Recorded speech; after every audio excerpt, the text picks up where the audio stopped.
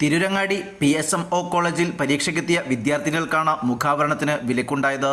വെള്ളിയാഴ്ച Velimukku crescent SNEC ക്യാമ്പസിലെ 35 വിദ്യാർത്ഥിനികൾക്കാണ് PSMO കോളേജിലെ Calicut university degree പരീക്ഷ എഴുതാനെത്തിയപ്പോൾ ഈ ദുരനുഭവമുണ്ടായത്. BA പൊളിറ്റിക്കൽ സയൻസ് 3ാം വർഷ സെമസ്റ്റർ എഴുതാനായാണ് 35 വിദ്യാർത്ഥിനികൾ പരീക്ഷാ സെന്ററായി അനുവദിക്കപ്പെട്ട തിരൂരങ്ങാടി PSMO കോളേജിലെത്തിയത്.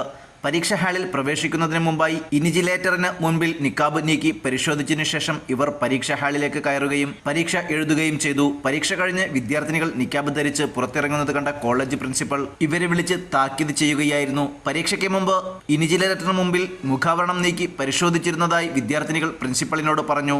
എന്നാൽ കോളേജ് ക്യാമ്പസിനകത്ത് മുഖാവരണം നീക്കിയതിനു ശേഷം മാത്രമേ പ്രവേശിക്കാവൂ എന്നും അല്ലാത്തപക്ഷം ഇനി പരീക്ഷ എഴുതുവാൻ സാധിക്കില്ല എന്നും നിർദ്ദേശിച്ചു. ഇത് സംബന്ധിച്ച് വിദ്യാർത്ഥിനികളുടെ രക്ഷിതാക്കളെയും പഠിക്കുന്ന സ്ഥാപനത്തെയും അറിയിക്കുവാനും നിർദ്ദേശം നൽകിയാണ് വിദ്യാർത്ഥിനികളെ വിട്ടയച്ചത്. ഇത് സംബന്ധിച്ച് വിദ്യാർത്ഥികൾ പഠിക്കുന്ന കോളേജ് അധികൃതർക്ക് പരാതി നൽകി.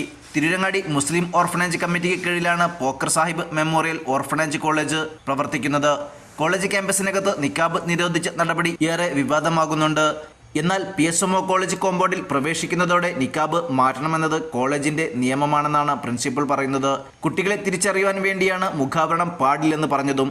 കോളേജ് അഡ്മിഷനെത്തുന്നവർക്ക് നൽകുന്ന നിർദ്ദേശത്തിൽ വിദ്യാർത്ഥികളോട് ഇത് പറയുന്നുണ്ടെന്ന് മാനേജറും. എന്നാൽ പർദ്ദ ഉപയോഗിക്കുന്നതിന് തടസ്സമില്ലെന്നും കോളേജ് അധികാരികൾ.